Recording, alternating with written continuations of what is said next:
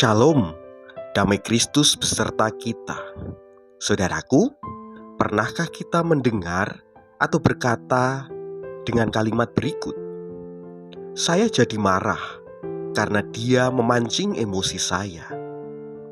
Saya jatuh di dalam dosa karena lingkungan saya buruk.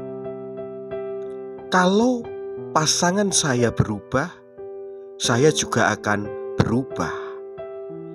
Saya tidak dapat bertumbuh dalam iman karena pemimpin gereja dan komunitas gereja yang tidak memberikan kelegaan pada saya.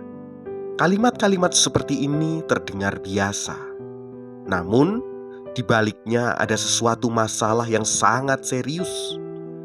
Kita sedang memindahkan tanggung jawab dosa kepada orang lain.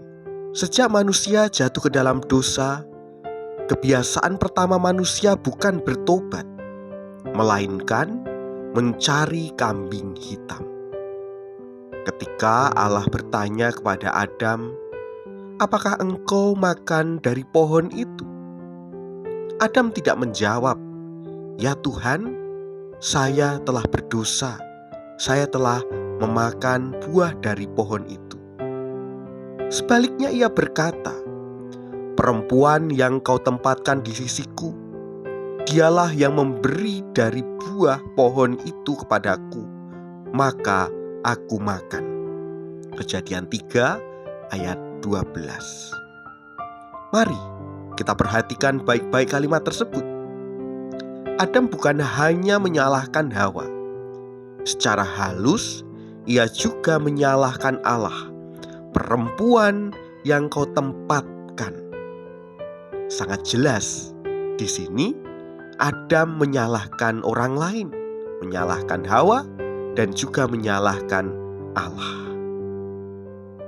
Lalu Allah bertanya kepada Hawa. Hawa pun tidak berkata, "Ya Tuhan, saya bersalah." Lalu ia menjawab, "Ular itu yang memperdayakan aku, maka ku makan." Kejadian 3 ayat 13. Dosa pertama menghasilkan budaya saling menyalahkan. Dan sampai sekarang, manusia masih melakukan hal yang sama. Ketika seseorang terjatuh di dalam sebuah kesalahan, dia tidak melihat seperti apa yang ia lakukan. Namun pertama-tama mencari kambing hitam, menyalahkan orang lain. Kita bisa menyalahkan orang tua, kita bisa menyalahkan pasangan, menyalahkan gereja, menyalahkan keadaan ekonomi, menyalahkan masa lalu, menyalahkan trauma, dan bahkan menyalahkan Tuhan. Padahal semuanya itu tidak pernah menghapus fakta bahwa keputusan berdosa tetap merupakan keputusan pribadi. Selama kita terus mencari kambing hitam, kita tidak akan pernah sungguh-sungguh bertobat. Mengapa demikian? Karena pertobatan dimulai ketika seseorang berkata, "Tuhan, saya yang berdosa. Bukan mereka yang membuat saya berdosa, tetapi keputusan sayalah yang membawa aku di dalam kesalahan."